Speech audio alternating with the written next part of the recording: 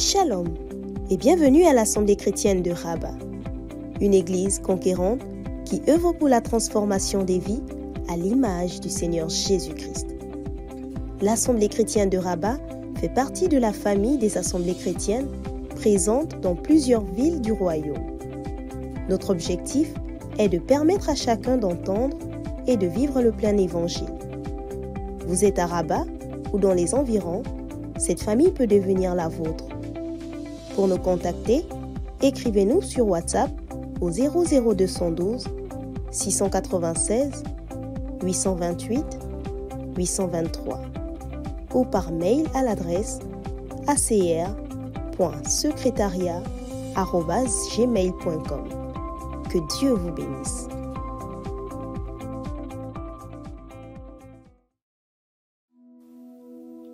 Papa, il faut qu'on parle.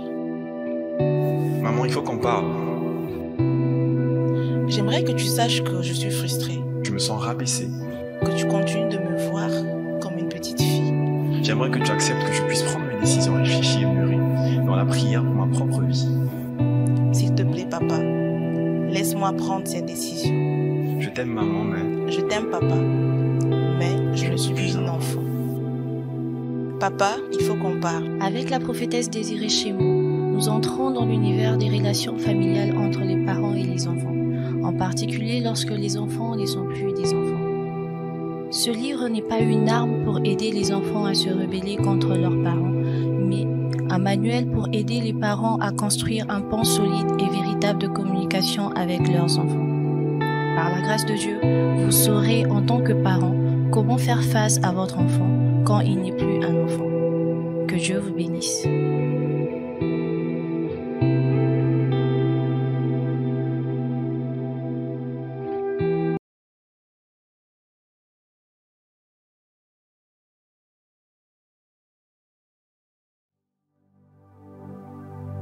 Alléluia. Alléluia. Merci Seigneur Jésus. Shalom à tous. J'espère que nous allons bien alors que nous dévançons l'aurore ce matin pour percer dans la prière. Dans ce programme BIP, je bénis le nom du Seigneur pour la grâce qu'il m'accorde d'être ici. C'est un privilège et je bénis le nom du Seigneur pour la vie de mon pasteur, l'apôtre Philippe, ainsi que celle de la prophétesse Désirée qui m'a donné la permission de m'adresser à vous, sans oublier le pasteur Max qui est responsable de ce programme. Alors que nous sommes dans la présence de Dieu, nous voulons tout simplement fixer nos regards sur lui. Nous voulons fixer nos regards sur lui en ce matin. J'aimerais qu'on y aille avec ce chant là où tu es. Si tu n'arrives pas à prier convenablement couché, si tu sais que tu vas t'endormir, tu peux changer de posture. S'il t'est difficile de prier véritablement en étant assis, tu peux te tenir debout. Quelle que soit la posture que tu prends, prends la posture qui te permettra de prier comme il se doit. Et j'aimerais qu'on entre dans la présence de notre Dieu avec ce chant qui dit « Les yeux fixés vers toi ». J'oublie les problèmes autour de moi pour t'adorer mon roi et te guider par toi. Les yeux fixés vers toi. J'oublie les problèmes autour de moi pour t'adorer mon roi. Être guidé par toi ce lundi matin, les yeux fixés vers toi. J'oublie les problèmes autour de moi pour t'adorer mon roi. Être guidé par toi, les yeux fixés vers toi. Les problèmes autour de moi pour t'adorer mon roi, être guidé par toi. Je viens t'adorer, t'adorer. Je viens t'adorer, t'adorer. Je viens t'adorer, t'adorer. Seigneur, t'adorer. Je viens t'adorer, t'adorer. Je viens t'adorer, t'adorer. Je viens t'adorer, t'adorer. Seigneur, t'adorer. Je viens t'adorer, t'adorer. Je viens t'adorer, t'adorer. Je viens t'adorer, t'adorer. Seigneur, t'adorer. Je viens t'adorer, t'adorer. Je viens t'adorer, t'adorer. Je viens t'adorer, t'adorer. Seigneur, t'adorer. Je viens t'adorer, t'adorer. Je viens t'adorer, t'adorer. Je viens t'adorer, t'adorer. Seigneur, t'adorer. Je viens t'adorer, t'adorer. Je viens t'adorer, t'adorer. Je viens t'adorer, t'adorer. Seigneur, t'adorer. Je viens t'adorer, t'adorer. Je viens t'adorer, t'adorer. Je viens t'adorer, t'adorer. Seigneur, t'adorer. Je viens t'adorer, t'adorer. Je viens t'adorer, t'adorer. Je viens t'adorer, t'adorer. Seigneur, t'adorer. En ce matin, Seigneur notre Dieu, nous venons t'adorer. En esprit et en vérité. En ce matin, nous voici, Seigneur Dieu. Nous mettons nos problèmes, nos soucis de côté, Seigneur Dieu, pour t'adorer, pour être guidé par toi, pour être transformé par toi, pour être changé par toi. Seigneur notre Dieu, nous fixons nos regards sur toi. Nous fixons nos regards sur toi, Seigneur Jésus. Nous fixons nos regards sur toi, Seigneur Dieu. Alors que nous avons entendu ton appel, Seigneur Dieu, à la prière, alors que, Seigneur Dieu, nous avons commencé à te voir, alors que tu t'es révélé à nous, en sorte que nous puissions te voir. Seigneur Dieu, nous fixons nos regards sur toi, afin de te contempler. Afin de te contempler, Seigneur Dieu. Afin de te contempler. Koralabasoriada. Shintariarabasokorobasekatariada. Rendalabaya. Afin de te contempler, Seigneur Jésus. Rendalabakoriarabashintaria. Rebosharia la labase. Kentarabros andaria rebros. Karababababababa shentaria. Kerebosoria da kariabayandorobos. Kentaria bros. Prosterné à tes pieds, Seigneur, dans les lieux élevés. Dans ta présence, Père, je cherche ta face. Je cherche ta face. Prosterné à tes pieds, Seigneur, dans les lieux élevés. Ta présence, Père, je cherche ta face, je cherche ta face. Oh, car il n'y a point de plus grand don, de plus grand honneur que fléchir les genoux devant ta face.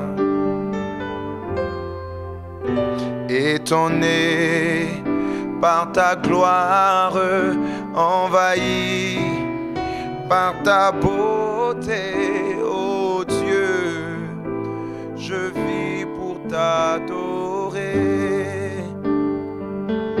car il n'y a point de plus grand don, de plus grand honneur que fléchir les genoux devant ta face. Étonné par ta gloire, envahi par ta beauté, ô Dieu, je vis pour te louer, car il n'y a point de plus grand don, alléluia, de plus grand honneur que fléchir les genoux devant ta face. Étonné par ta gloire, envahi par ta beauté, ô Dieu, je vis pour te louer. Oui, Seigneur notre Dieu, nous vivons pour te louer, nous vivons pour t'adorer. Il n'y a pas de plus grand don, il n'y a pas de plus grand honneur qui puisse nous être fait que de pouvoir nous prosterner à tes pieds, que de pouvoir te contempler, Seigneur Jésus. Que de pouvoir te contempler, Seigneur notre Dieu. Que de pouvoir te contempler. Alléluia. Alléluia. Merci Saint-Esprit. Je prie que tu nous conduises durant la suite de ce moment, Seigneur notre Dieu. Alléluia. Shandariba Koriadas. Kentariabash.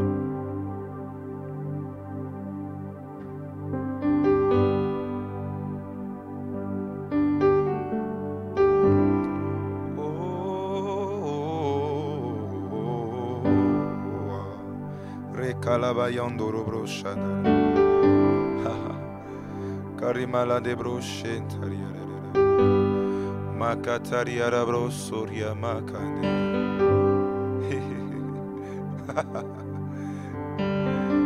Kandarabashandaria rabashakaria. Alléluia, yeah. Ronda basharia dabahaya.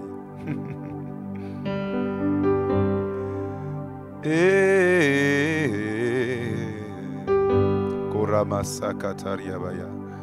Libro do sotoria kandaya rabos. Merci pour ta présence, Seigneur. Oh, oh,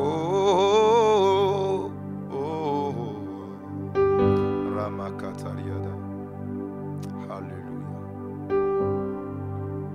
Yes. Korama mama. Korala bashentariada bakoria. Merci pour ta présence, oh mon Dieu. C'est un privilège, Seigneur Dieu. C'est une grâce. Merci, Jésus. Merci, Seigneur Jésus. Merci, Seigneur Jésus. Merci, Seigneur Jésus. Merci, Seigneur Jésus. Merci, Seigneur. L'Esprit du Seigneur l'Éternel est sur moi, car il m'a oint pour annoncer une bonne nouvelle aux pauvres, pour guérir ceux qui ont le cœur brisé et annoncer le recouvrement de la vue aux aveugles, pour délivrer les captifs et libérer les prisonniers, pour proclamer une année de grâce du Seigneur et un jour de jugement de l'Éternel. Dans le nom de Jésus, je proclame, par l'onction du Saint-Esprit qui est sur moi, que en ce moment même, une année de grâce, une année de percée est le partage, est le partage de quelqu'un au nom de Jésus. Une année de grâce, une année de percée au nom de Jésus. Au nom puissant de Jésus, au nom de Jésus, je le déclare, je le proclame dans le nom de Jésus. Alors que nous sommes dans ce temps de contemplation, alors que nous sommes dans ce temps de recueillement, dans ce temps d'intimité avec notre Dieu, une année de grâce s'ouvre au nom de Jésus. Je le déclare sur la vie de quelqu'un, une année de grâce s'ouvre, une saison de grâce, une saison de percée s'ouvre. Maintenant au nom puissant de Jésus, maintenant même au nom puissant de Jésus, la matérialisation du ciel ouvert se fait au nom de Jésus. Le ciel est déjà ouvert. C'est pas aujourd'hui qu'il s'ouvre, il est déjà ouvert parce que depuis que Jésus l'a dit, il a dit que désormais vous verrez le ciel ouvert et les anges monter et descendre sur le Fils de l'homme. Et nous voyons la manifestation de ce ciel ouvert dans nos vies au nom puissant de Jésus.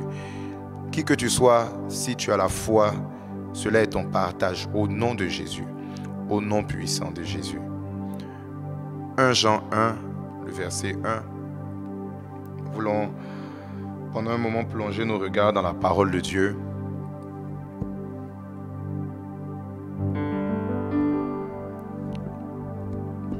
« 1 Jean 1, le verset 1, c'est le passage de cette année pour le programme BIP. La Bible dit ce qui est dès le commencement, ce que nous avons entendu, ce que nous avons vu de nos yeux, ce que nous avons contemplé et que nos mains ont touché concernant la parole de vie. » On va continuer au verset 2 pour le contexte.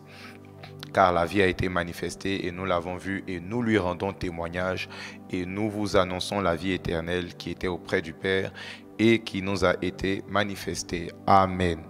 Amen. Donc, nous sommes en train de parler de la percée dans la prière, de 4 dimensions de percée en cette année. Et alors que durant les 2 semaines précédentes, nous avons parlé du fait d'entendre Dieu, de voir Dieu. En cette 3e semaine, nous voulons entrer dans la contemplation. Amen. Nous voulons entrer dans la contemplation. Permettez-moi de partager rapidement avec vous quelques points et nous allons continuer de contempler notre Dieu. Alors, la contemplation implique une attention particulière. Jean fait bien la distinction entre ce qu'il a vu et entendu, parce que dans ce passage, il nous dit ce qu'il a vu et ce qu'il a contemplé, parce qu'il dit ce que nous avons vu de nos yeux, ce que nous avons contemplé. Ça nous montre bien que c'est une chose de voir et c'en est une autre de contempler. Et voir dépend de Dieu, mais contempler dépend de nous. Si nous allons dans Jean 1, qui est écrit par le même apôtre Jean. Jean 1, on va lire les versets 14 et 18. Dans Jean 1, au verset 18 d'abord, Jean nous dit « Personne n'a jamais vu Dieu ». Dans Jean 1, verset 18. Il nous dit « Personne n'a jamais vu Dieu. Le Fils unique qui est dans le sein du Père est celui qui l'a fait connaître. » Le fait de voir dépend de celui qui veut se révéler. Le fait de voir dépend de celui qui veut passer de l'invisible vers le visible. Donc, le fait de voir, je vais dire ça comme ça, ne dépend pas principalement de moi, mais dépend de Dieu qui veut se révéler. Mais au verset 14 de Jean 1, Jean va nous montrer justement que la contemplation implique une action de notre part. Parce qu'au verset 14, on nous dit que la parole a été faite chair et elle a habité parmi nous, pleine de grâce et de vérité. Et nous avons contemplé sa gloire. Et nous avons contemplé sa gloire. Donc, la contemplation implique notre action. La contemplation implique notre mouvement. La contemplation implique notre attention. Pour que je puisse voir, il faut que Dieu m'ouvre le voile, déchire le voile, me donne la révélation. Mais pour que je puisse contempler, il faut maintenant que je passe, je vais dire ça comme ça, de l'étonnement, de la stupéfaction de ce que je vois, vers une attention active et attentive, si je peux me permettre cette tautologie. Donc, l'action de voir est initiée par celui qui se révèle, tandis que l'action de contempler est initiée par celui qui est en train de voir. Donc, la contemplation, c'est l'attention que nous commençons à porter à ce que Dieu nous montre. Donc, j'ai entendu, j'ai vu, et maintenant, il est temps pour moi de commencer à prêter attention. La contemplation n'est pas passive, elle est active. J'aimerais qu'on regarde rapidement quelques exemples dans la Bible de contemplation. On va en prendre 4. Un, à l'époque, on va prendre Moïse, parce que Moïse symbolise en guillemets un peu la loi. On va prendre ensuite Ésaïe, parce qu'il symbolise un peu les prophètes. Ensuite, on va prendre Pierre, parce qu'il nous représente un peu la période du ministère terrestre de Jésus. Et ensuite, Paul, parce qu'il nous représente maintenant, je vais dire ça comme ça, la nouvelle alliance de manière très officielle. Moïse, dans Exode 3, versets 1 à 5, Moïse, c'est un personnage que nous connaissons bien, un personnage qui voulait expérimenter une percée, un personnage qui, à un moment donné, s'est rendu compte que le peuple auquel il appartenait véritablement était dans l'esclavage. Et il n'a pas voulu se laisser faire. Il a voulu que ce peuple-là expérimente une percée. Mais malheureusement pour lui, il a voulu entrer dans la percée sans contempler. Et ça a créé ce que nous connaissons. Il a tué un Égyptien et puis il a été pourchassé par Pharaon. Et il allait se réfugier dans le désert. Et dans Exode 3, à partir du verset 1, la Bible va nous dire, dans Exode 3, à partir du verset 1, Moïse faisait paître le troupeau de Jéthro, son beau-père, sacrificateur de Madian, et il mena le troupeau derrière le désert et vint à la montagne de Dieu, à Horeb. L'ange de l'Éternel lui apparut dans une flamme de feu au milieu d'un buisson. Moïse regarda et voici le buisson était tout en feu et le buisson ne se consumait point. Donc là, ici, il y a une révélation qui est faite. Moïse dit, je veux me détourner pour voir quelle est cette grande vision et pourquoi le buisson ne se consume point. Là, Moïse entre dans la contemplation. Parce que Moïse n'est plus juste dans la stupéfaction, mais il veut se détourner, il veut prêter attention. Il aurait pu juste rester là à regarder le buisson ardent, puis dire, waouh, ça c'est quelque chose vraiment d'extraordinaire. Puis peut-être aller chercher d'autres personnes pour venir juste être ébahis par ça. Mais il dit, je veux me détourner. Et la Bible nous dit au verset 4, l'Éternel vit qu'il se détournait pour voir. C'est-à-dire qu'il a commencé à mettre une attention dans la révélation qui lui a été faite. Et Dieu l'appela du milieu du buisson et dit, Moïse, Moïse. Et il répondit, me voici. Dieu dit, n'approche pas d'ici, ôte tes souliers de tes pieds, car le lieu sur lequel tu te tiens est une terre sainte. Pour la première fois, la Bible nous montre Dieu en train de s'adresser à Moïse, et c'est quand Moïse fait le pas de la contemplation. Plutôt que de rester dans le fait de voir quelque chose seulement, non, il veut se détourner, il veut y prêter une attention particulière, il veut savoir pourquoi le buisson ne se consume pas, il veut comprendre quelque chose. Nous allons ensuite dans Ésaïe 6, versets 1 à 8. Et comme nous le voyons dans la vie de Moïse, au sortir de cette contemplation-là, il va recevoir le mandat de libération. Ce qu'il voulait faire sans la percée qu'il voulait expérimenter sans la contemplation, il a réussi à l'expérimenter dans la contemplation. Ésaïe 6, à partir du verset 1 au verset 8. La Bible nous dit, l'année de la mort du roi Osias, je vis le Seigneur assis sur un trône très élevé, et les pans de sa robe remplissaient le temple. Des séraphins se tenaient au-dessus de lui, ils avaient chacun 6 ailes, 2 dont ils se couvraient la face, 2 dont ils se couvraient les pieds, et 2 dont ils se servaient pour voler. Ils criaient l'un à l'autre et disaient, Saint, Saint, Saint est l'Éternel des armées, toute la terre est pleine de sa gloire. Les portes furent ébranlées dans leur fondement par la voix qui retentissait et la maison se remplit de fumée. Alors je dis, là maintenant Ésaïe commence à contempler, parce que jusque-là il avait juste eu une révélation, une vision, et ça c'est bien, mais lorsqu'il contemple, le Ésaïe qui avait déjà commencé à prophétiser depuis Ésaïe 1 jusqu'à Ésaïe 5, qui avait commencé à annoncer des paroles qui étaient des paroles de jugement contre le peuple. Maintenant, Ésaïe va contempler Dieu et va voir quelque chose il va découvrir quelque chose qu'il ne savait pas à propos de lui-même. Il dit, malheur à moi, je suis perdu, car je suis un homme dont les lèvres sont impures. Jusque-là, Ésaïe ne le savait pas forcément. Mais lorsqu'il contemple, lorsqu'il prête attention à la gloire que Dieu lui fait voir, il dit, je suis un homme dont les lèvres sont impures, j'habite au milieu d'un peuple dont les lèvres sont impures, et mes yeux ont vu le roi, l'Éternel des armées. Mais l'un des séraphins vola vers moi, tenant à la main une pierre ardente qu'il avait prise sur l'autel avec des pincettes. Il en toucha ma bouche et dit, ceci a touché tes lèvres, ton iniquité est enlevée et ton péché est expié. En d'autres termes, jusqu'à Ésaïe 5, le gars prophétisait, son iniquité n'était pas encore enlevée. Jusqu'à ce qu'il rentre dans la contemplation, qu'il réalise son état. Nous allons au verset 8. Donc, alors j'entendis la voix du Seigneur disant, qui enverrai-je et qui marchera pour nous? Il répondit, me voici, envoie-moi. Waouh! Il va commencer à expérimenter une percée dans son ministère à partir du moment où, au-delà de la vision qu'il a, il commence à contempler. Et nous allons dans la nouvelle alliance. Nous rentrons dans l'exemple de Pierre et nous sommes dans Luc 5, versets 1 à 10. Jésus arrive. Jésus, le Dieu qui est dès le commencement, le Dieu qui est dès le commencement, celui qui a créé les cieux et la terre, se fait chair pour habiter parmi les hommes. Et comme Jésus se trouvait auprès du lac de Génézareth et que la foule se pressait autour de lui pour entendre la parole, il vit au bord du lac 2 barques, d'où les pêcheurs étaient descendus pour laver leurs filets. Il monta dans l'une de ces barques qui était à Simon et il le pria de s'éloigner un peu de terre. Puis il s'assit de la barque, il enseigna la foule. Donc il enseigna la foule.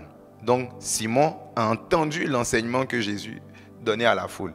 Lorsqu'il eut cessé de parler, il dit à Simon, avance en pleine eau et jetez vos filets pour pêcher.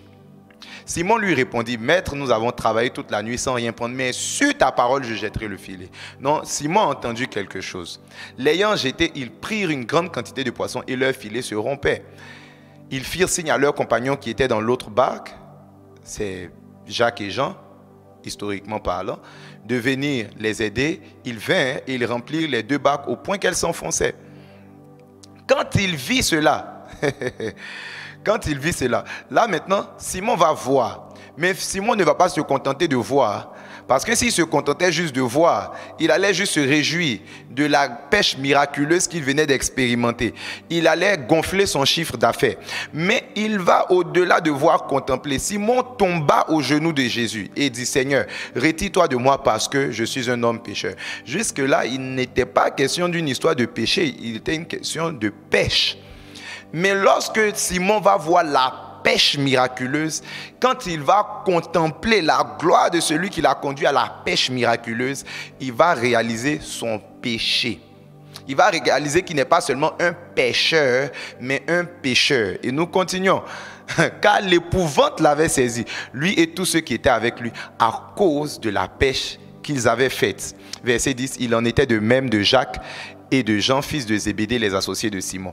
Alors Jésus dit à Simon, ne crains point, désormais, tu seras pêcheur d'hommes. Un homme qui était un pêcheur de poissons et un pécheur est devenu par Jésus un pêcheur d'hommes. La contemplation a fait rentrer Simon dans la percée de son ministère.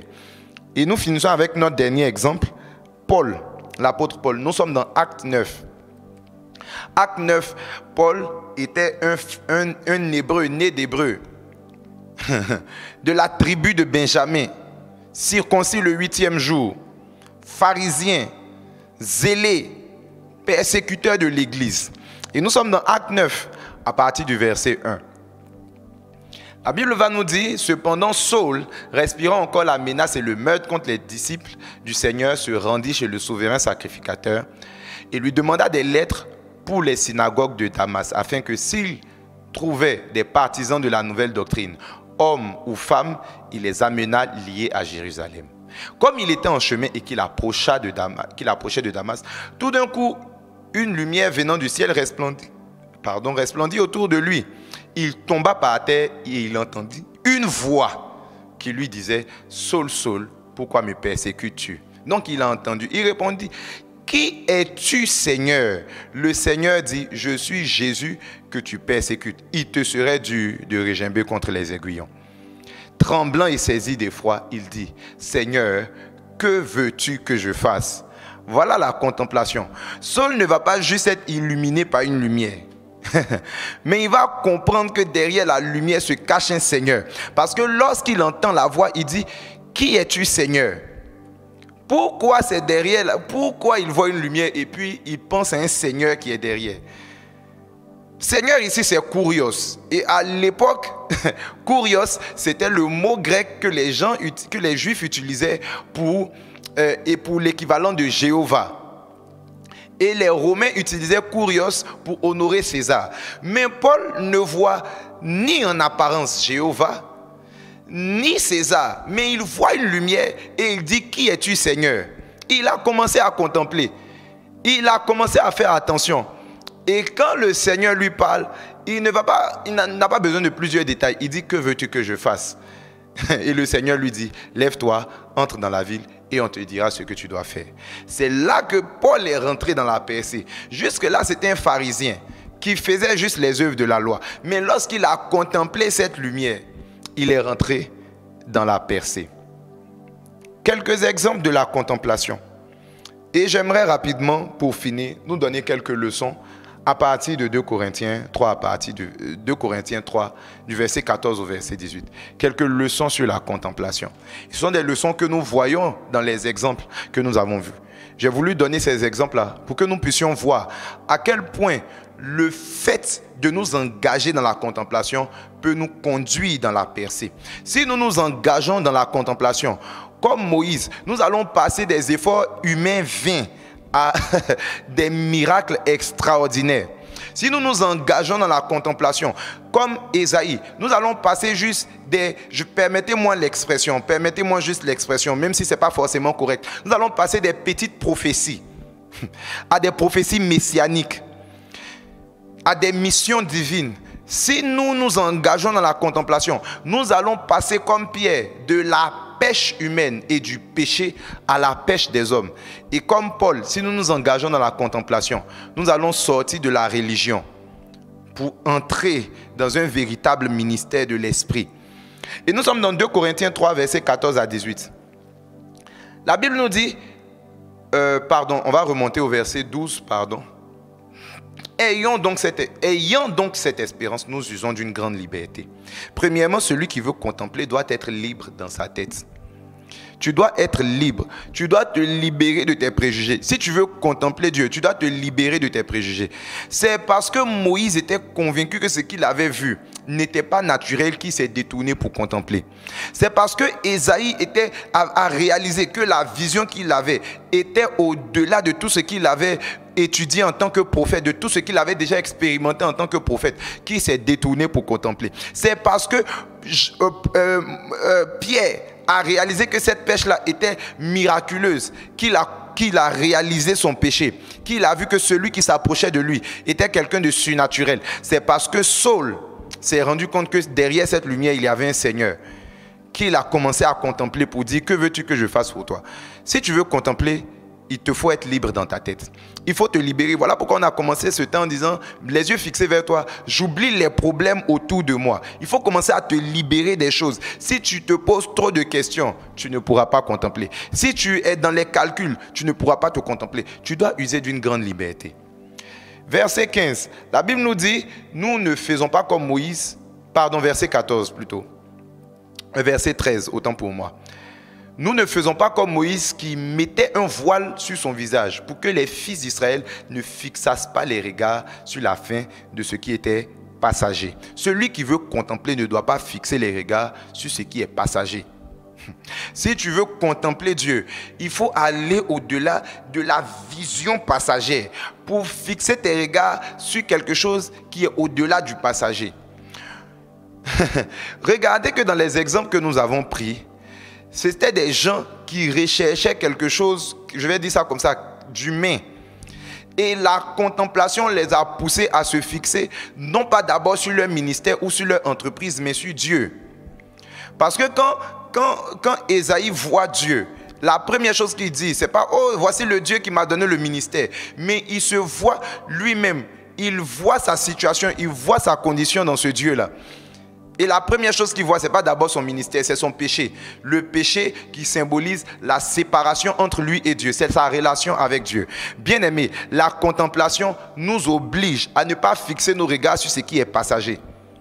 La percée que nous cherchons, la véritable percée, se trouve auprès de celui qui est dès le commencement. Le pasteur Max l'a dit le premier jour. Nous ne pouvons pas véritablement contempler Dieu. Nous ne pouvons pas véritablement passer de la vision à la contemplation si nous voulons rester dans ce qui est passager. Si nous voulons juste rester dans « je veux avoir ce travail, je veux avoir une percée dans mon travail, je veux avoir une percée dans ma famille, je veux avoir une percée pour le mariage, je veux avoir une percée dans mes finances, je veux avoir une percée dans mon ministère ». Ça, la contemplation nous emmène beaucoup plus loin que ça. Parce que là, ce sont des choses passagères. Mais celui qui est dès le commencement est éternel. Il n'a ni commencement ni fin. Et celui qui veut contempler est obligé de se délester des choses qui sont passagères pour se tourner vers ce qui est éternel. La contemplation nous pousse à nous fixer sur Dieu et à sortir de ce qui est passager.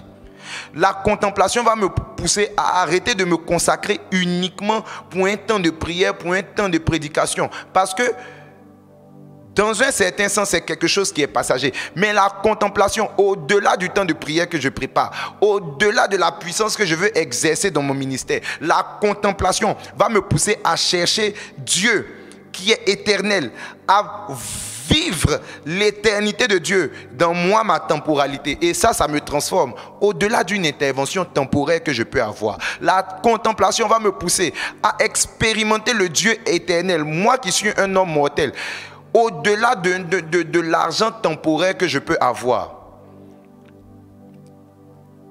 Celui qui veut contempler également doit se convertir à l'esprit. Verset 16 de 2 Corinthiens 3. Au verset 16, la Bible nous dit « Mais lorsque les cœurs se convertissent au Seigneur, le voile est ôté. » Et verset 17 nous dit « Oh, le Seigneur dont il est question, c'est l'Esprit. » La contemplation nous implique de nous convertir à l'Esprit. De nous convertir à l'esprit. Oui, nous faisons le pas pour contempler. Oui, nous exerçons notre attention. Mais nous ne pouvons pas voir s'il n'y a pas une conversion à l'esprit. C'est la raison pour laquelle il faut de la liberté. C'est la raison pour laquelle il faut mettre les préjugés de côté pour effectuer une conversion. Pour effectuer une conversion. Pour effectuer une conversion. Sans la contemplation, il y a endurcissement. Et c'est ce que nous dit le verset 14. On lit les versets 14 et 15 de 2 Corinthiens 3. On dit, mais ils sont devenus durs d'entendement. Parce qu'ils étaient juste fixés sur ce qui était passager. À cause de ça, ils sont devenus durs d'entendement. Car jusqu'à ce jour, le même voile demeure quand ils font la lecture de l'Ancien Testament. Et ils ne se lèvent pas parce que c'est en Christ qu'il disparaît. Jusqu'à ce jour, quand on lit Moïse, un voile est jeté sur leur cœur. Bien aimé, si tu ne contemples pas, tu finiras par être endurci et aveuglé. C'est-à-dire que même les dimensions d'entendre et de voir te seront inaccessibles. La contemplation nous permet de maintenir le processus de la percée, entendre, voir. Si à un moment donné, nous sommes limités dans la contemplation, nous finirons par être endurcis. Et c'est la raison pour laquelle beaucoup de gens sont limités dans la percée, parce que plutôt que de se convertir à l'esprit pour contempler, ils se sont contentés des choses passagères qu'ils ont vues. Et pour finir, la contemplation nous donne d'expérimenter une autre dimension de la sainteté de Dieu. Verset 18, la Bible nous dit, nous tous qui le visage découvert contemplons comme dans un miroir la gloire du Seigneur. Nous sommes transformés en la même image de gloire en gloire, comme par le Seigneur l'Esprit. Mais toutes les personnes qui ont contemplé la gloire de Dieu, les exemples qu'on a vus là, ils ont tous fait mention d'une manière ou d'une autre de la sainteté de Dieu. Ils ont tous été en contact d'une manière ou d'une autre avec la sainteté de Dieu. Quand Moïse veut se détourner pour voir le buisson ardent, Dieu lui parle de sa sainteté. Il dit, attention, là où tu es en train de t'avancer, la dimension dans laquelle tu es en train d'entrer, il y a une question de sainteté. Il y a une question de sainteté. Voilà pourquoi il faut se convertir à l'esprit. Parce que si tu ne rentres pas dans la conscience que tu as besoin d'une autre dimension de la sainteté de Dieu, si tu te crois trop juste, tu ne peux pas contempler. tu ne peux pas contempler. Ésaïe qui était prophète, Ésaïe qui a dit, si vous êtes docile et vous avez de la bonne volonté, vous allez manger les meilleures productions du pays. Ésaïe a dit ça, mais lorsqu'il voit la gloire de Dieu, lorsqu'il contemple la gloire de Dieu, il expérimente une autre dimension de la sainteté, parce qu'il se rend compte que dans la dimension dans laquelle il est, ses lèvres sont encore impures. Et il ne parle pas d'abord du peuple, il parle de lui-même. Mes lèvres sont impures et mes yeux ont vu le roi. Et Dieu va purifier ses lèvres. Et Dieu va lui donner une mission supérieure.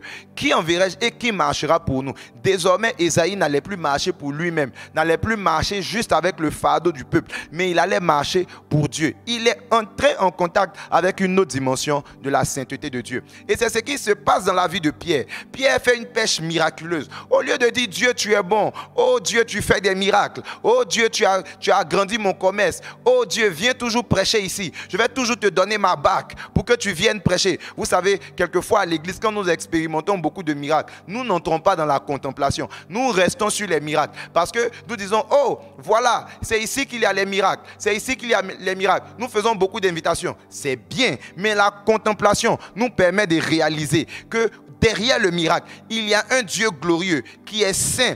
Et nous ne sommes pas encore arrivés à la dimension de sainteté à laquelle il nous attend. Raison pour laquelle quand Pierre voit le miracle, plutôt que de demander, d'essayer de négocier avec Jésus pour toujours venir récupérer les miracles encore, il présente son péché. Il dit, moi-même, il y a quelque chose qui ne va pas en moi. Tu peux me donner beaucoup de poissons, tu peux me donner un grand commerce, tu peux me donner un grand business, mais moi-même, là, je suis un pécheur. Il y a quelque chose qui ne va pas. La contemplation nous donne d'expérimenter une autre dimension de la sainteté de Dieu. Saul de Tarse, qui est devenu après Paul, était un pharisien, il était zélé, il a été instruit par Gamaliel. C'était un homme qui, selon la loi, était intègre. Mais finalement, dans Philippiens 3, il va dire qu'il ne veut plus être trouvé avec la justice qui s'obtient par la loi, mais celle qui s'obtient par la foi. Ça veut dire qu'au-delà de tout ce qu'il connaissait de la loi, le jour où il a rencontré ce Seigneur, le jour où il a commencé à le contempler, il s'est rendu compte qu'il n'était pas encore arrivé. Alors il dit, Seigneur, que veux-tu que je fasse? Que veux-tu que je fasse? Que veux-tu que je fasse? Bien-aimé, la contemplation va nous donner d'entrer dans une autre dimension de la sainteté de Dieu. La contemplation va nous donner d'expérimenter une autre dimension de la sainteté de Dieu. Et nous allons recevoir de sa plénitude, grâce pour grâce, une grâce après une autre, une gloire après une autre, une dimension après une autre. Et c'est dans la contemplation que nous le faisons. Bien-aimé, la percée que nous recherchons ici, au-delà d'actifs, au-delà de possessions, c'est l'expérience, une plus grande expérience de la sainteté de Dieu. Une plus grande expérience de la sainteté de Dieu. Cette contemplation nous pousse à ne pas juste regarder au péché des autres, mais à regarder les scories qui demeurent encore sur l'or brut que nous sommes, qu'il a fait de nous.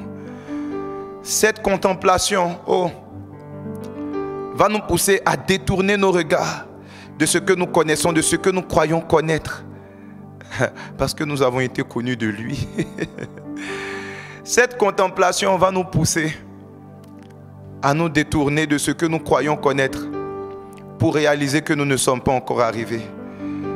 Cette contemplation, alors que tu as entendu une parole prophétique qui t'annonçait une nouvelle saison, tu l'as entendue. Alors que tu as vu une vision, tu as vu un songe, va plus loin et prête attention. Va plus loin et prête attention. Ce Dieu qui t'a dit ces choses, ce Dieu qui t'a fait entendre ces choses, sa gloire est ineffable. Il habite une lumière inaccessible. Ce Dieu qui t'a fait voir ces merveilles, il est bien plus grand que les merveilles qu'il t'a fait voir. Il est lui-même merveilleux au-delà de toute mesure. La Bible parle de lui pas comme étant une étoile, mais l'étoile brillante du matin. La Bible parle de lui comme étant le narcisse de Saron. Et alors que nous le contemplons, nous voulons expérimenter une autre dimension de sa sainteté. Une autre dimension de sa sainteté. Une autre dimension de sa sainteté. Il nous attire par sa sainteté alors que nous le contemplons. Il nous dit, ôtez vos souliers. Mettez de côté votre expérience. Mettez de côté les boucliers que vous avez. Vous savez, dans le désert, on ne peut pas marcher pieds nus. Il faut qu'on marche avec des souliers. Parce que le sable est chaud. Parce qu'il y a aussi des serpents, il y a des scorpions. Il faut être protégé. Mais lorsque nous entrons dans la contemplation, il nous demande d'ôter nos souliers. Bien-aimés, ôte tes souliers. Ôte tes souliers. Les choses avec lesquelles tu te protèges. Les choses avec lesquelles tu te crées un bouclier. Les choses avec lesquelles tu te crées une carapace. Ôte ces choses parce que le Dieu que tu viens contempler est saint. Parce qu'il est saint. Ôte les choses avec lesquelles tu te justifies. Ôte les choses avec lesquelles tu te donnes une justice personnelle. Ôte les choses avec lesquelles tu te donnes une bonne conscience toi-même personnellement. Car le Dieu que tu veux contempler ce matin est un Dieu saint. Il est saint. Il est saint. Il est saint. Il est saint. Il est saint. Tu as besoin qu'il te touche. Tu as besoin qu'il te touche. Tu as besoin qu'une pierre ardente qui est autour de son trône touche tes lèvres pour enlever l'iniquité qui est sur tes lèvres. Cette iniquité par laquelle, cette iniquité qui est sur ta langue. La Bible dit que la langue est un monde de l'iniquité. Quelquefois, toi et moi, nous disons certaines choses. Nous croyons être justes, mais nous disons des choses de l'iniquité. Mais il suffit que nous le contemplions véritablement. Il suffit que nous tournions véritablement nos regards vers lui pour réaliser que nous avons souillé nos lèvres, pour réaliser que notre langue est souillée, pour réaliser que nous disons des choses qui ne l'honorent pas toujours, pour réaliser que quelquefois nous nous considérons nous-mêmes comme saints, alors que nous n'habitons pas seulement au milieu d'un peuple qui a des lèvres impures, mais nous-mêmes nous avons des lèvres impures, pour réaliser que ce ne sont pas les autres seulement qui ont tort, mais nous-mêmes nous avons des torts, pour réaliser que ce n'est pas seulement les autres qui ont des problèmes, mais nous-mêmes nous avons des problèmes. Contemplons-le. Contemplons-le. Alors que nous l'avons entendu, durant les semaines précédentes, alors que nous l'avons vu, nous voulons maintenant prêter attention à sa personne. Nous voulons prêter attention à sa personne. Nous voulons le contempler. Nous voulons contempler sa sainteté. Nous voulons contempler sa sainteté. Nous voulons contempler sa sainteté. Parce que tu ne peux pas libérer Israël si tu n'as pas contemplé celui qui est apparu dans le buisson. Tu ne peux pas libérer Israël, bien-aimé. Tu ne peux pas libérer ton Israël. Tu ne peux pas vivre cette percée-là d'être un libérateur si tu ne contemples pas derrière le buisson ardent celui qui apparaît dans le buisson. Tu ne peux pas être un prophète dans une autre dimension si tu ne contemples pas celui qui donne véritablement la mission, celui pour qui tu dois marcher. Contemplons-le encore en ce matin. Il s'est signalé, il nous a fait des clins d'œil avec certains miracles. Il nous a fait faire certaines pêches miraculeuses. Mais maintenant, il veut qu'on le contemple lui, qu'on réalise notre péché. Qu'on ne fasse pas maintenant des miracles un commerce. Qu'on ne capitalise pas un business sur les miracles de Dieu. Mais qu'on le contemple lui d'abord. Parce qu'il n'a pas prévu que nous demeurions des pêcheurs de poissons. Mais il a prévu que nous soyons des pêcheurs d'hommes. Et pour cela, nous devons réaliser qu'au-delà d'être des pêcheurs, nous sommes des pécheurs aussi. Et laisser sa sainteté nous irradier dans une autre dimension. Personne n'a jamais vu Dieu. Mais le Fils unique qui est venu du Père nous le fait connaître. Afin que nous puissions contempler sa gloire. Afin que nous puissions contempler sa gloire. C'est lorsque nous contemplons sa gloire que nous connaissons celui qui est dès le commencement.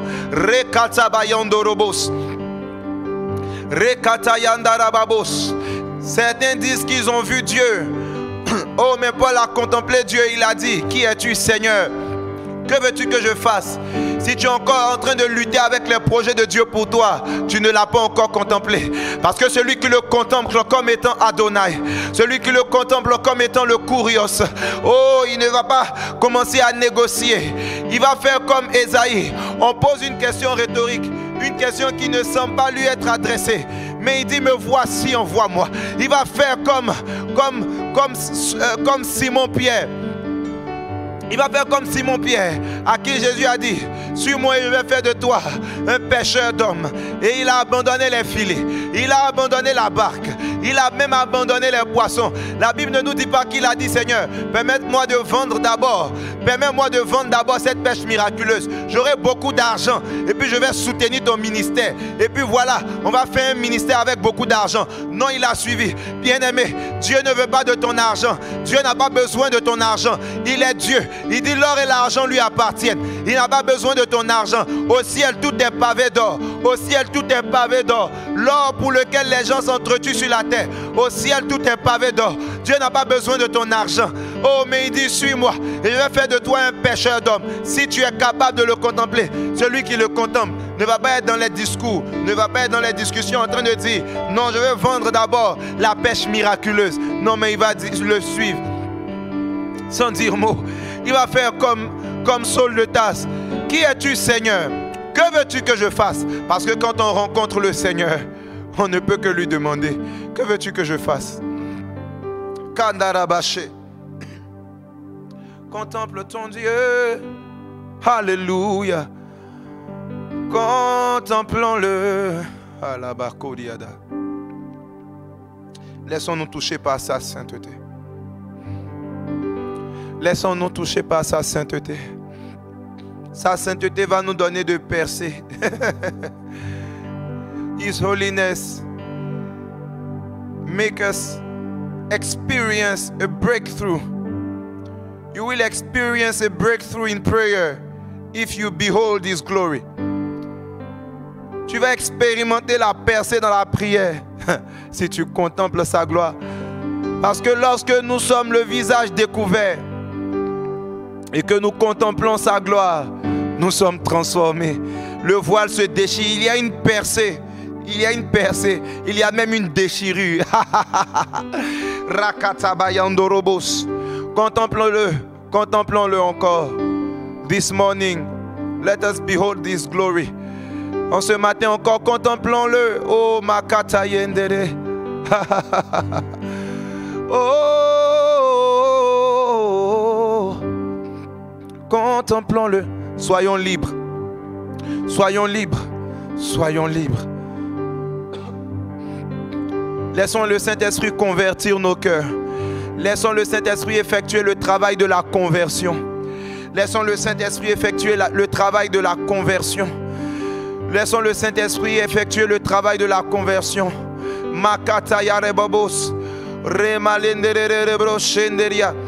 Parce que pour que nous puissions utiliser le logiciel de la contemplation, nous devons convertir nos cœurs à l'esprit.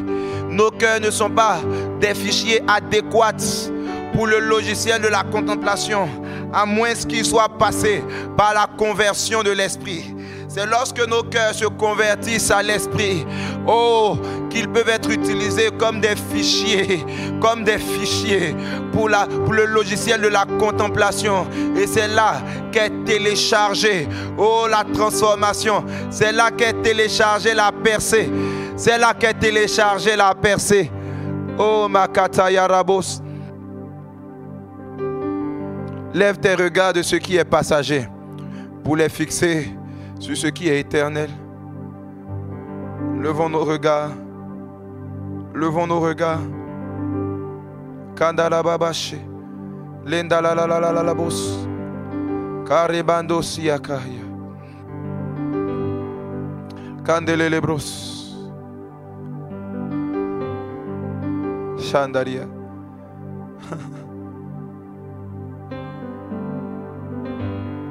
Je lèverai ma voix pour chanter à Jésus, Saint, Saint, Saint, Saint. À toi le Seigneur de ma vie, à mon Sauveur et mon Roi. Oui, je chante Saint, Saint. Oh, oh, oh, Saint, Saint. Oui, je bénirai l'agneau assis sur le trône. je l'adorerai et le louerai, lui seul. Il était, il est et il sera. Je chanterai devant son trône à jamais, à jamais. Les anges élèvent l'agneau et ils se prosternent et ils disent Saint, Saint, Saint, Saint. Nous tous les fils et filles du roi, nous louons son nom et nous crions Saint, Saint, Chakaribosa, Saint, Saint. Oui, je bénirai l'agneau assis sur le trône. Je l'adorerai et le louerai, lui seul. Il était, il est et il sera. Je chanterai devant son trône à jamais, à jamais.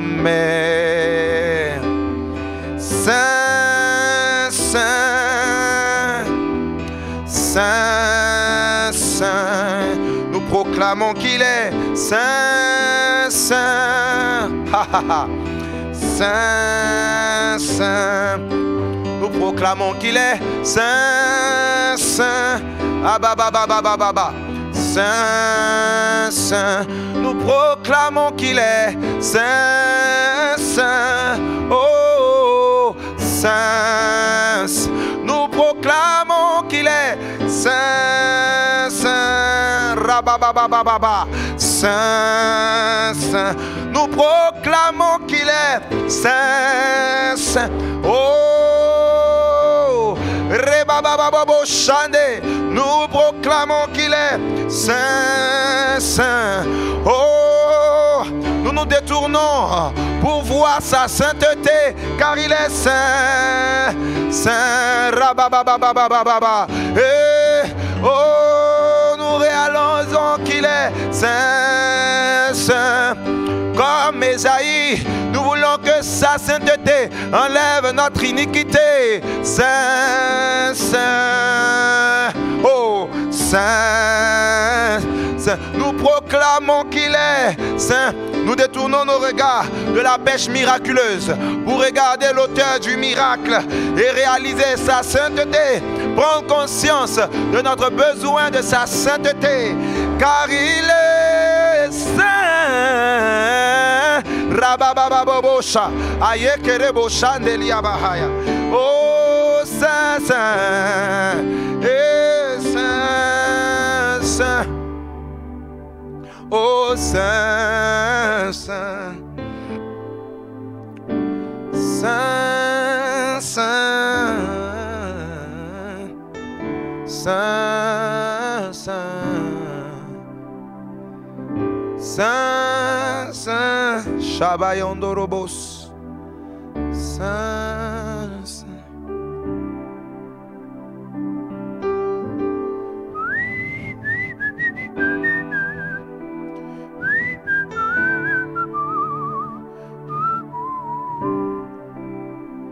Il est saint.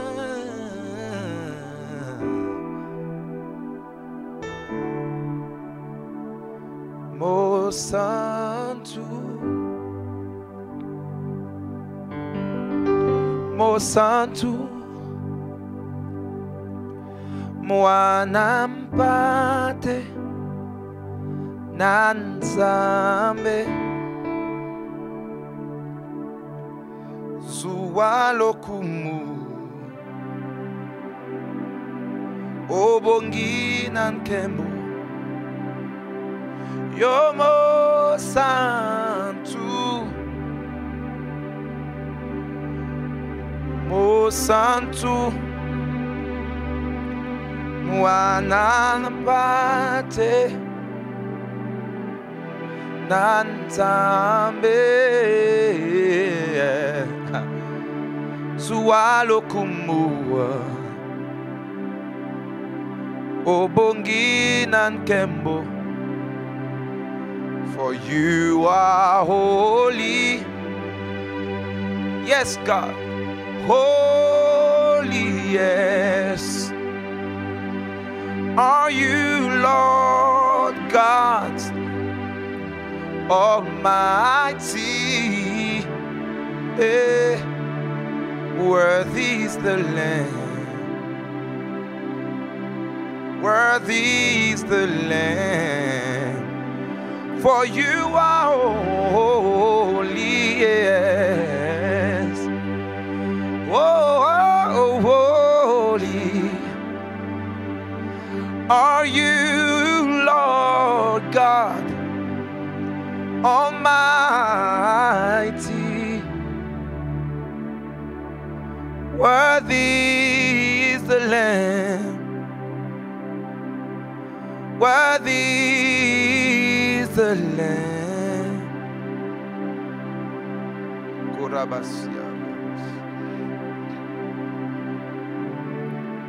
Holy, holy, holy is the Lord God Almighty, who was and is to come.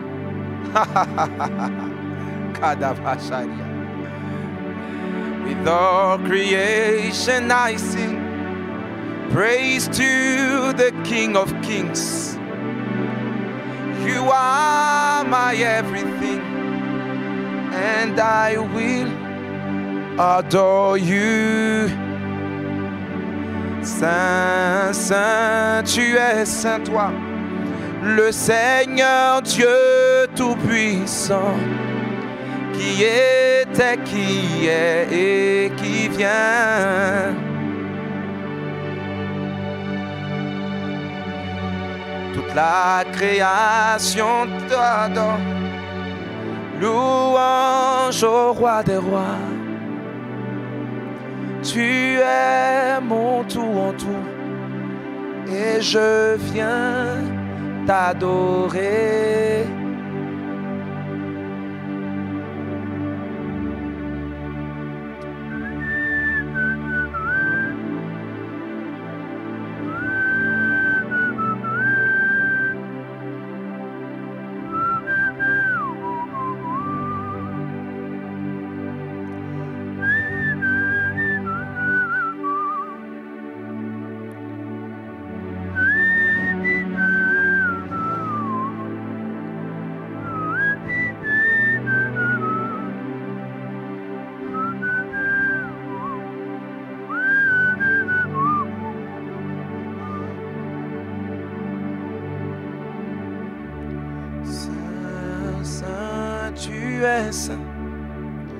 Le Seigneur Dieu Tout-Puissant, qui était, qui est et qui vient.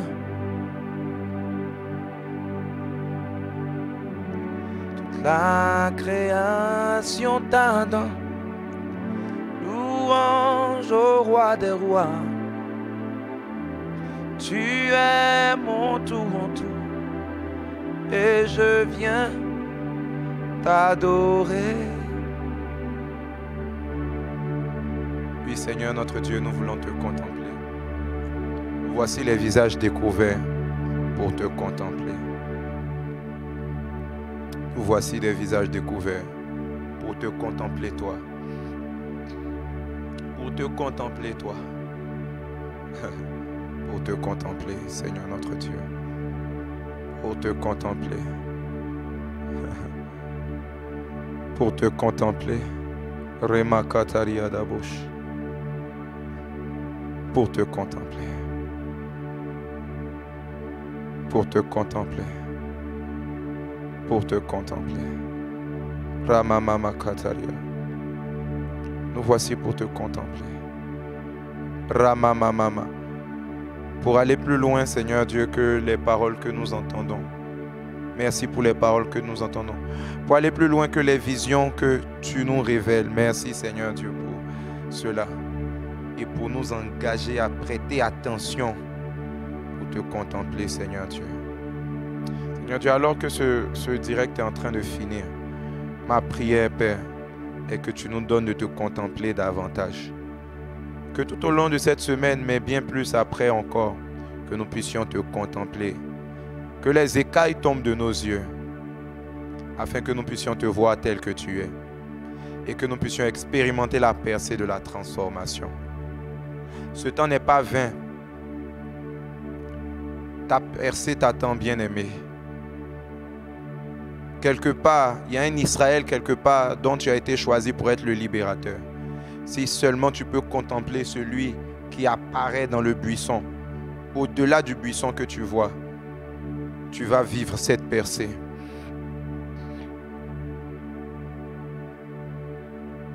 Tu es un prophète pour annoncer des choses à venir, pour annoncer des choses même qui ne sont pas.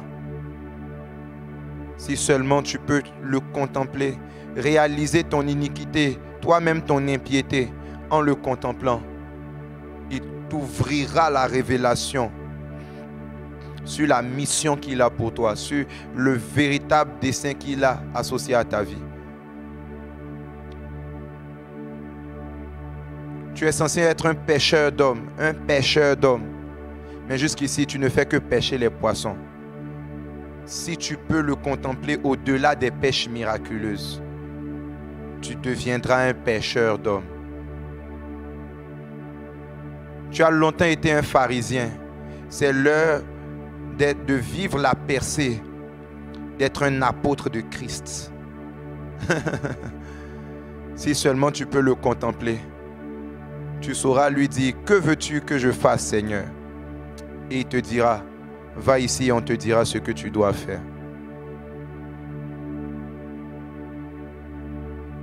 Merci Seigneur Dieu de nous connecter à ta sainteté par la contemplation. Saint-Esprit, nous prions que tu continues de convertir nos cœurs que nous t'offrons, afin que nous puissions contempler la gloire du Seigneur Jésus et que nous puissions expérimenter la transformation, la percée que tu as prévue pour nous, Seigneur Dieu, durant cette saison.